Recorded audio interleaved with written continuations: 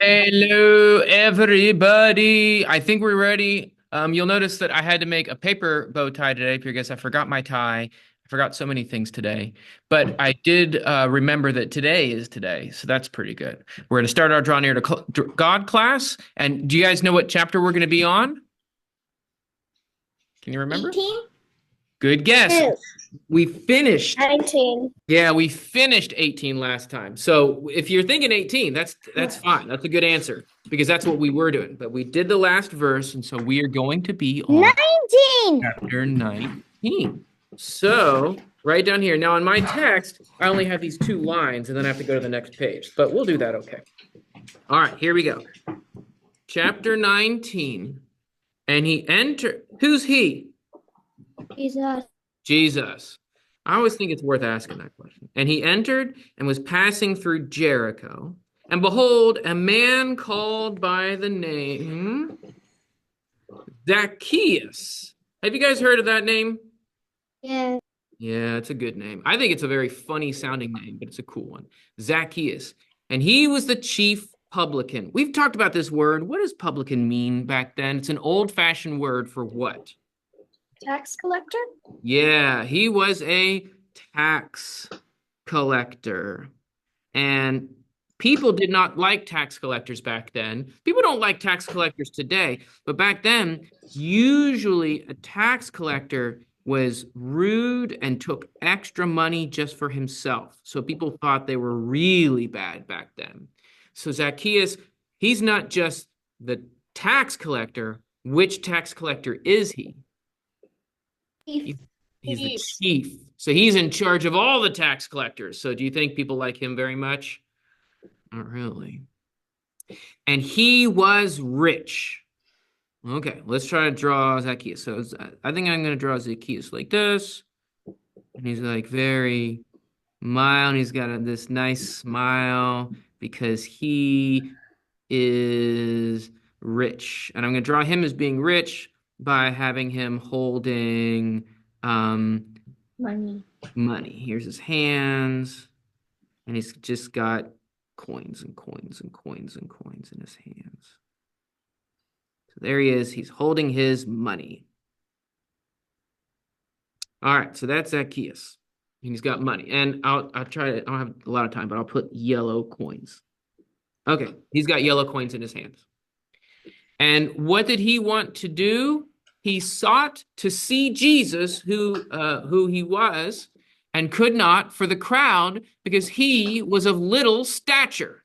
He wanted to see Jesus. Why could he not see Jesus? He was short. He was short. All right, so this is fun. So now we get to draw really tall people around him. And the tall people are out here and they're looking at Jesus and they're pointing.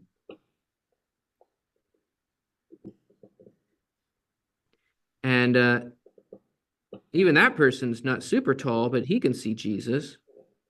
And well, there's another short person. So this is Zacchaeus, and he's just little, and he can't see what's going on. Okay? I think that this story is funny. Now, here's the thing. Are any of you short?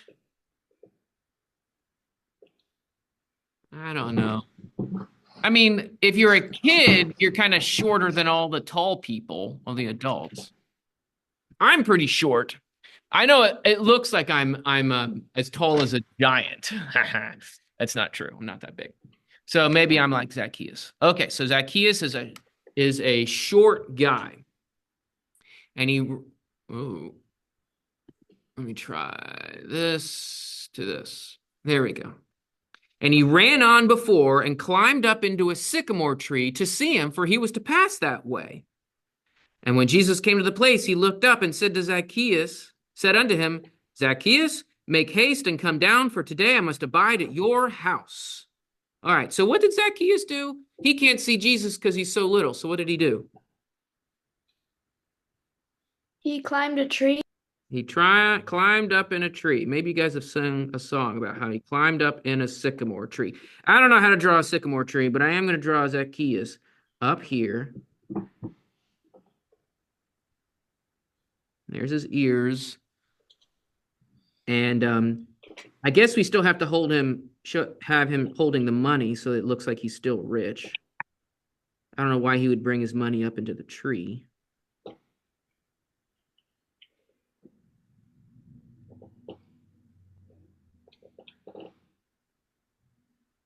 So there's this tree. Does he get to see Jesus when he's Yes. in the tree? Yes. Does Jesus see him? Yes. Yep. What does Jesus say to Zacchaeus?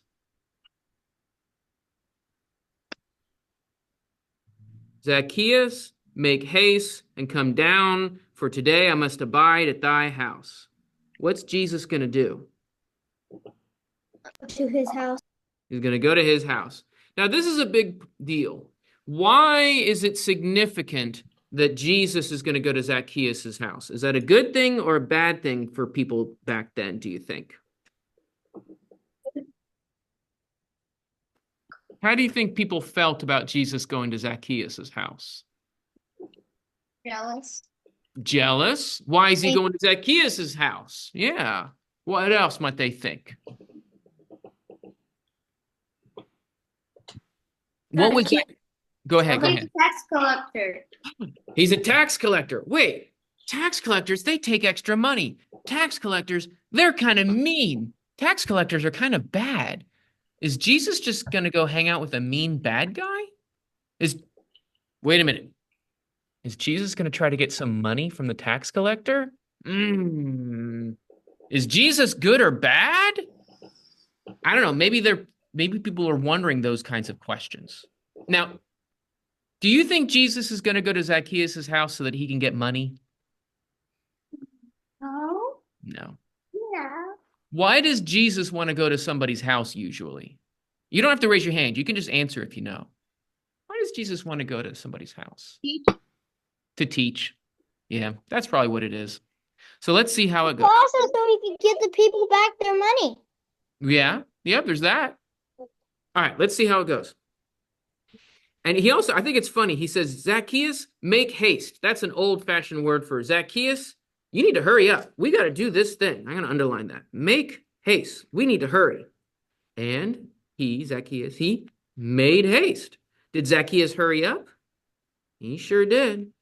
And he came down and he received him joyfully. And when they saw it, they murmured, saying, he is gone to lodge with a man that is a sinner. Oh, are there some people grouchy about Jesus doing it? Yeah. Let's do some angry people. And they've got their hands folded and they're stomping their foots and they're kind of angry. Why is Jesus going to Zacchaeus' house? Zacchaeus is a sinner. They're tapping their foot and they're angry. Okay, so that's that. We'll give him a red shirt because he's just a grouchy toot. People are murmuring. People are grumbling. Why is Jesus going to that bad guy's house? And Zacchaeus stood and said unto the Lord, he's talking to Jesus, behold, Lord, half of my goods I give to the poor, and if I have wrongfully exacted aught of any man, I restore fourfold. Okay, so this is a very formal statement, and it's full of big, flowery, official, old-fashioned language. What is this guy saying in real English? Behold, Lord, half of my goods I give to the poor. What's he saying he's going to do? He gives money to the poor.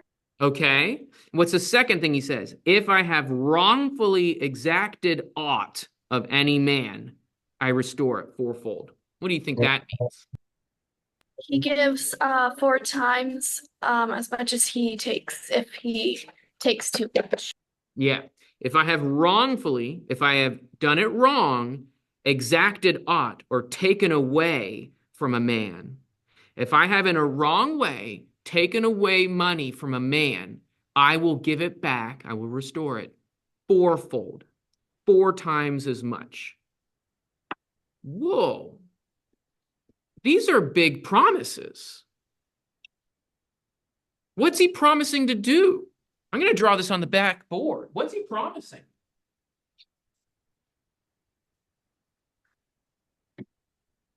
To give. He's promising to give, isn't he? Okay, let's get this on the text. All right, so first he says, half my goods I give to the poor. I can't even find on this. I have to do it on this thing. Hold on, hold on. Why did I try to hold it up? Um, half my goods I give to the poor. That's the first one. And the second one, if I have wrongfully exacted of a man, I'll restore fourfold. So he's going to give in two ways. What are the two ways he's going to give?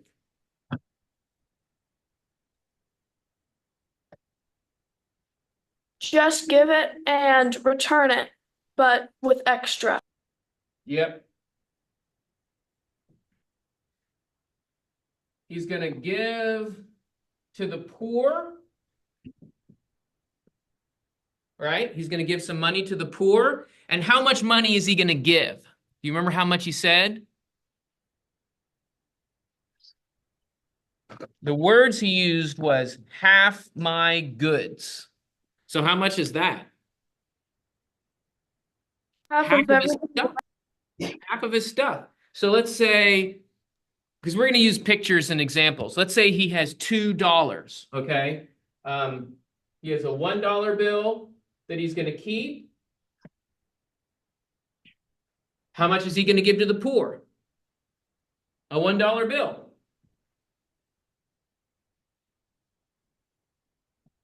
Right? He's going to give away half.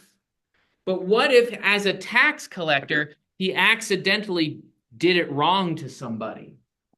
What's he promising to do with his other hand of money?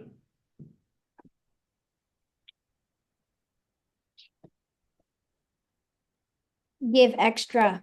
$4. Yeah. If I accidentally took $1 from him and it was wrong, I'm not going to give him his $1 back. I'm going to give him $4 back. If you're sharing cookies with your brother or your sister or your great, great, great, great grandpa, and you should share cookies with your great, great, great, great grandpa because he's a good guy. If you're sharing cookies with your great, great, great, great grandpa or your brother or your sister, and you accidentally don't give them the right amount of cookie and you kept one cookie on accident, should you give them that cookie? Yeah. Do you know what Zacchaeus is promising? If I make a mistake with the cookies, I'm not going to give him his one cookie back. I'm going to give him 4 cookies back. That's a big promise. So I'll draw 4 cookies. 1, 2, 3, 4. Do those look like cookies? What are you gonna say? I don't know if they look like cookies.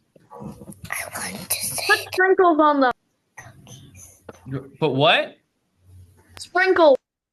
I'll put chocolate chips in them. I like chocolate chips more than sprinkles. Maybe they look like raisins.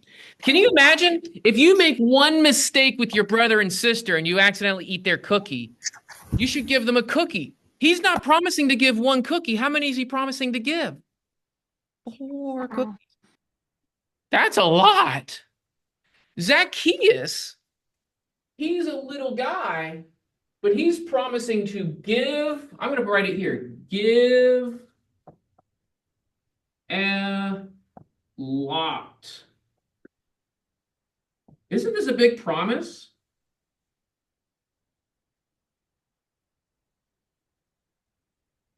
He's promising to give a lot. Why do you think he's promising to do that? He's trying to repent. Okay, that's a good example. If I used to walk around taking things from my friends, I should start giving things back and giving things up, right? That's a way of repenting and showing a change. Why do you think he wants to repent?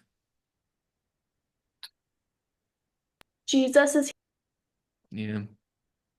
When Zacchaeus sees Jesus, he knows what he needs to be like. So what about you and I? Can we see Jesus today walking around? Can we climb up in a tree and see Jesus? No. But when you read this story, do you get to see Jesus? Right? You can kind of see him in the story. And so we need to be like Zacchaeus and say, you know what?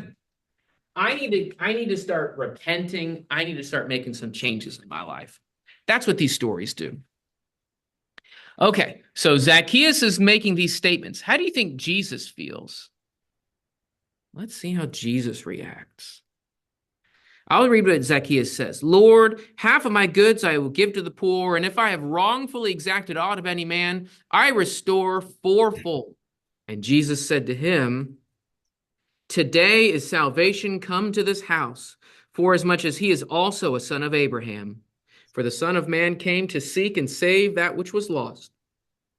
Jesus says that salvation has come to this house. I'll do the yellow. Salvation is come to this house. This man is getting salvation because of his good attitude and his good heart. And it says that he also is a son of Abraham. Do you think that these grouchy people who are murmuring thought that Zacchaeus was a good guy and a son of Abraham? They're not treating him like one. But Jesus is saying, guys, even if you don't like Zacchaeus, he's also a son of Abraham. And he's trying to teach them the way to be. So he is teaching Zacchaeus how to behave, and he is teaching these grouchy people how to behave, both at the same time. I think that that's important. Okay. Do you guys have any questions about that story before we move on? Does anything jump out at you? All righty. Well, I guess we will just keep reading then. Let me turn on the picture here. Okay. Now, this is a long parable. It's going to go all the way down and onto the next column. So let's see if we can get through it all. And as they heard these things, he added and spoke a parable, because he was nigh to Jerusalem, and because they supposed that the kingdom of God was immediately to appear. And he said, therefore, a certain nobleman went into a far country to receive for himself a kingdom and to return. And he called 10 servants of his, and he gave them 10 pounds, and said unto them, Trade ye till I come. But his citizens hated him, and they sent an ambassage after him, saying, We will not that this man reign over us. And it came to pass, when he was come back again, having received the kingdom, that he commanded these servants unto whom he had given the money to be called to him, that he might know what they had gained by trading. And the first came before him, saying, Lord, thy pound hath made 10 pounds more. And he said unto him, Well done, thou good servant, because thou wast found faithful in very little, have authority over 10 cities. And the second came, saying, Thy pound, Lord, has made 5 pounds. And he also said unto him, Be thou over 5 cities. And another came, saying, Lord, behold, here is thy pound, which I have kept laid up in a napkin. For I feared thee, because thou art an austere man. Thou takest up what thou layest not down, and thou reapest what that thou didst not sow. Okay, I'm going to stop there. This is a long reading. Have you guys heard this story before, maybe, or something like it? I see a hand up at the Dobbs house. What's up? What's your thoughts? What does there's a part of verse 14 that I didn't understand. All right, let me see. The part here where it says, But the citizens hated him and sent him an ambassage, saying, We will not that this man reign over us. Yes. Is it the ambassage word? It's just kind of the whole part where it says we will not that this man reign over us. What does that mean? Okay. It's an old way of saying, if you change the word will to want, we want not that this man reign over us. Does that make more sense? We don't want this man to be our king or our master. That's what they're trying to say. Okay. This verse is a little bit funny in here, and we're going to talk about it at the end because it shows up at the end. There's two parts that are going on in this parable. There's the part that most of us are used to about the different pounds and the different money. And then there's this part about these guys who don't want somebody to reign over them. So we'll talk about that one in just a minute. I'm glad you asked. That's a funny sentence, and it's a little bit complicated. Have you guys heard a parable like this where people get money and they're supposed to use the money? This is a kind of a different version. They're all given the same amount, and they all make different amounts of money. I don't know if you noticed that. So let's see. I think I'll draw it down here. All right. The first came. How much money does the first man make? Lord, thy pound has made 10 pounds more. So here, let's draw Mr. Man number one. And you know he's number one because what's he wearing on his shirt? Number one. Number one. And so he got 1 pound. See, this is a Bible from England, the translation. So I'll give it it's like $1. And how much more did he make? Lord, thy pound hath made 10 pounds more. He made 10. 1, 2, 3, 4, 5, 6, 7, 8, 9, 10. I don't think he was holding the pound notes that way, but that we can see that, right? He turned 1 into 10, right? How does the master feel about him? The master says, well done, thou good servant, because thou were found faithful in very little, have authority over 10 cities. Was he given a whole lot of money to begin with? No. No. Was he faithful with that very little amount? Yeah. Yeah. So he's going to get to rule over how many cities? 10. 10 cities. Wow. Can you imagine having that job? Maybe you're not the king, but you're the ruler of 10 cities. That's a pretty cool job. That's pretty neat.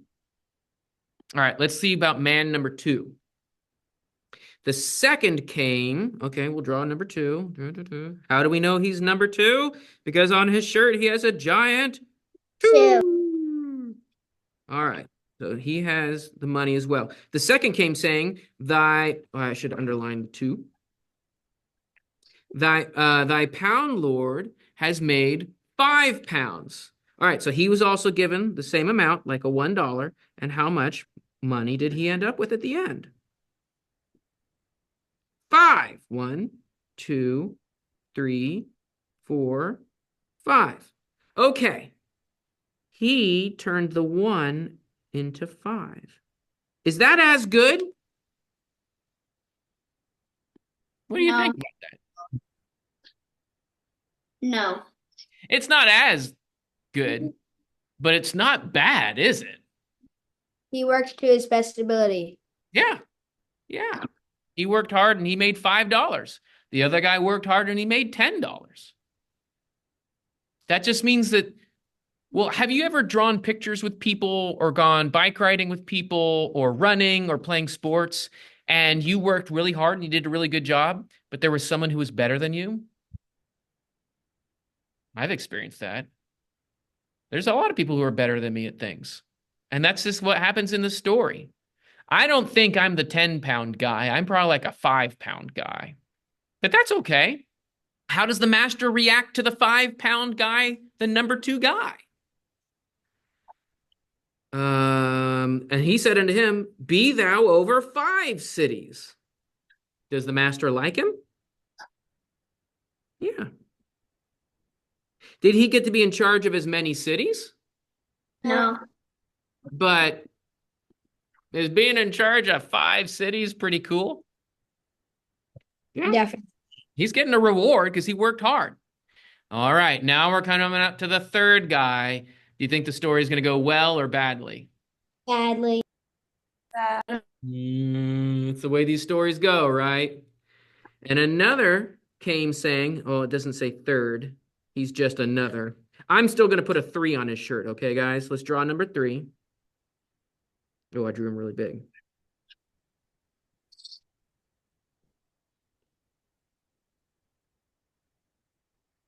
All right, another is saying, Lord, here is your pound. He was given 1, right?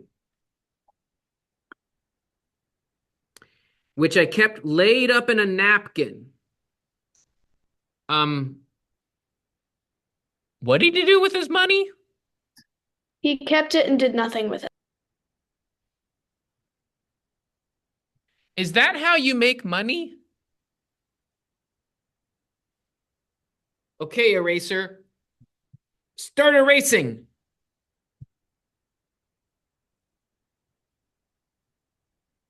Is it going to do anything? Maybe I should put it under a napkin. Now it's really going to start erasing, right? No. Do you know how erasers work? You put your hand. Oh, hold on. When you're using an eraser, you go, oops, I don't want that line there. You take your eraser and you rub it and you wipe it away and you rub it and you rub it. And that's how an eraser works. In order for an eraser to work, what do you have to do? Work. In order for your money to work, what do you need to do? Work. Work. In order to obey God, what do you need to do? Work. Work. Okay, let's see how this goes. All right, so first we got to draw like a napkin. Here's his napkin. With the money inside it. All right, so there's his money with underneath a napkin. I'm trying to draw the napkin there.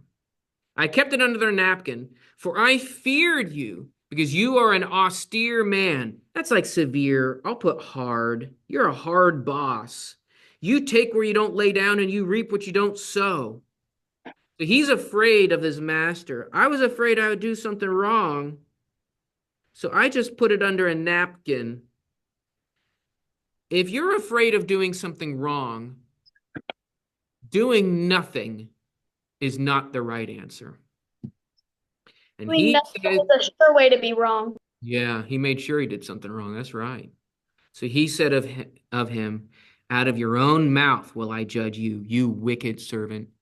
You know that I was an austere man, or a hard man, taking up what I didn't lay down and reaping what I did not sow. Then therefore, wherefore gavest thou not the money into the bank? And at my coming, it would have required it with interest. If you put money into a bank, I'll just draw a bank here. You know it's a bank because it says bank. If you put a $1 bill into a bank, after a few months and you come back, it might be worth one and like a $0.50, right? It can make some money that way. Banks are at least better than napkins and wet tissues, right? You should have put it in the bank. You should have done something with it.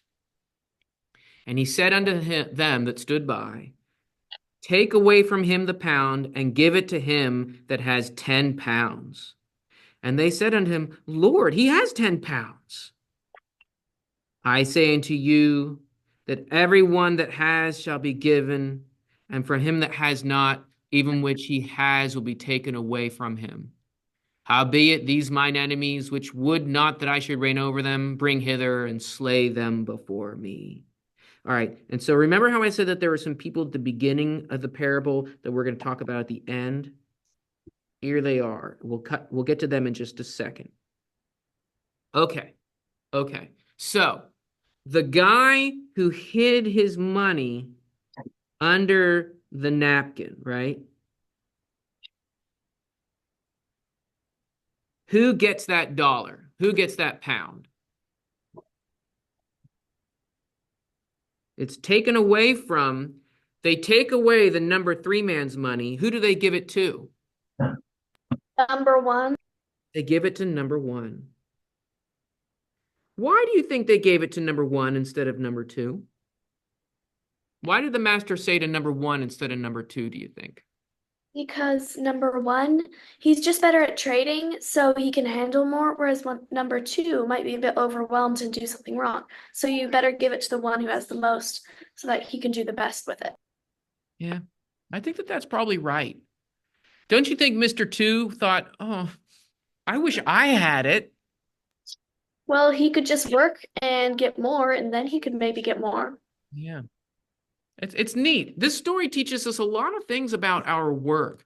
We need to not, number two should not be jealous of number one. Number two should be proud of his work and be thankful that the master likes him. Number three, he doesn't even get to keep it. How do you think he feels about number one? Maybe a lot of jealousy, maybe a little sadness and frustration. Do you know the story of Jacob and Esau and how Jacob takes the birthright and stuff from Esau? How did Esau feel when he lost all of his stuff? Angry. Angry. I see a lot of faces of anger out there. You guys are right. He was angry. He was sad. He was upset. He was very, very angry. But think about it. Do you think, okay, maybe he feels angry. I'll write these words. Anger, angry, maybe sad. But whose fault is it? His. It's his fault. Here's something really interesting. Do you want to walk around angry and sad all the time? Yeah, I want to be sad. I want to cry all day long. No, you don't. If you don't want to be sorrowful and feel bad for your mistakes, should you do those mistakes? No. What did Zacchaeus do? If I make a mistake, I'm going to pay people back. I'm going to help them out. I'm going to give my money to the poor and I'm going to do the right thing. I'm going to repent. That's the way we should be. We should change our ways. Okay, now let's talk about the other part of this parable because I think it's weird, a little bit complicated. The whole reason that this happened was the master is going off to, where does it say? Certain nobleman, this master, went to a far country to receive a kingdom. So how does the story begin? What's the nobleman, what's the big master doing in this story?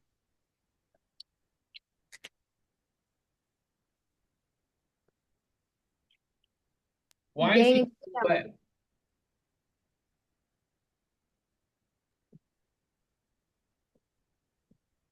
He's heading off to this new place called Kingdom. Well, we can give it the place a name. The Kingdom of what? Sandwiches. Kingdom of Sandwiches.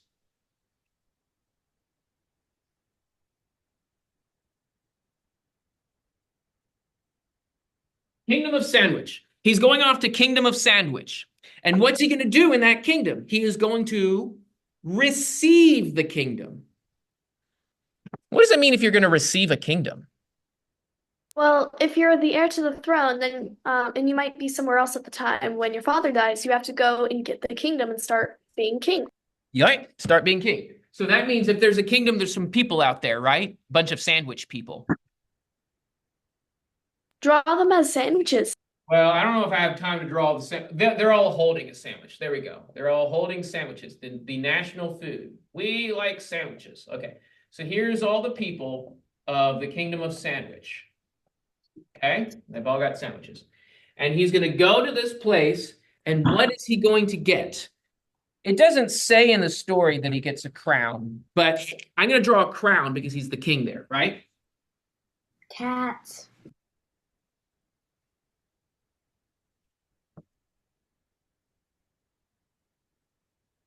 He's going off to the Kingdom of Sandwich. And let me make it all golden so we can see it. It's actually orange. It's not very golden. I hope that's okay on the screen. All right, he's going off to the kingdom of Sandwich, and he's going to receive the kingdom. And when he reaches out his and so what he did was he left some people here the different monies. Remember that? That was how the story began. He told them, "Here is a pound. Make money. Make money with these pounds." Okay, that's how the story happened. When he went off to this kingdom, how did the people treat him? Can you remember? That was that verse They 14. didn't like him. That's right. Let's read it. Verse 14. But his citizens hated him and sent him a message. An ambassage is a message after him saying, "We will not that this man reign over us. We don't want this man to reign over us. We don't want him to be our king." So what did they do? When he reached out his hand to them, they smacked that hand, right? They did a big X. No, no, no. We don't want this man to be our king. Okay. And so he has to come back home and he's going to deal with these people that were working with the different money, right? And that's what most of the parable about. The most of the parable is about these different guys who used their money or they didn't use their money, and he gives them a reward of running 10 cities or running 5 cities. At the very end of the parable, what does this nobleman say about the kingdom of Sandwich? At the very end, I'll read the last 2 things. "I say unto you that everyone that has shall be given, but from him that has not, even what he has will be taken away from him." Right? Everyone who has will be given more, and even the one who doesn't have anything, the one who has nothing, it'll be taken away. So that's about these guys who are working for him, okay? And then the last thing he says, "Howbeit these mine enemies, which would not that I should reign over them, bring them hither and slay them before me." What's he command to happen to the kingdom of Sandwich? What does it mean to slay them? Kill them. Yep. The kingdom of Sandwich is going to be punished. And you can just draw X's on their eyes. That's the way I draw dead people. Sometimes I draw like a tongue sticking out. Blah, blah. And I guess if you like drawing things to be gooky, you can draw some red blood around them. So the people are punished. When the new master came, did they let that master rule over them? No. They didn't let that master rule. Okay. When we read these stories and parables, usually they're about God somehow. In this story parable, can you see God or see Jesus in it? He's the ruler, and the kingdom of Sandwich is his enemies, like all the sinners and people who didn't repent. But also kind of the third servant. It also Yeah. When God comes to the earth and people say, "No, I don't want to listen," what do you think God's going to do with those people? Oh, I see a hand up at the Dobbs house. What else? I also kind of think it's kind of like when God comes and he's going to judge the earth, and the people who reject them as him as their king, then they're going to go to hell and be punished forever. Yeah. Yeah. I think that's a good connection. Now, remember the 1, 2, 3 people, right? 1, 2, 3. All right. The 1, 2, 3 people, that's what we spent most of our time talking. do they kind of already belong to the king? Yeah. Do they like the king? Yeah. Are they obedient to the king? Yeah. Well, Some of not them. really number three, is he? Right? This is kind of like, do you guys like to go to church? Do you like to learn Bible stories? Yeah. This is kind of what you guys are, right? But if you're lazy, you might get yourself in trouble, right? So even if you're going to church and even if you're getting the good Bible stories, do you still have to respect the master and the king and the nobleman? Yeah. Yeah. But are there some people out there that don't go to church yet or don't know the Bible stories? Yeah. What should they do when they get a chance to meet the king? Should they put up a big X in front of his hand and say, no, we don't want to listen? They No. should listen and obey. They should listen and obey.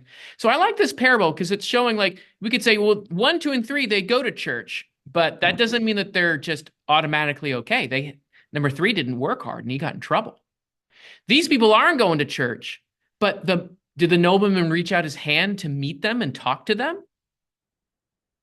Yeah. He tried to meet them and then they rejected him. So God is still trying to meet these people. But if they don't do what's right, they're going to get themselves in trouble. This is a parable about doing what's right. What did Zacchaeus do? He tried to do what was right. We need to be like him, He did do what was right. right? I think so.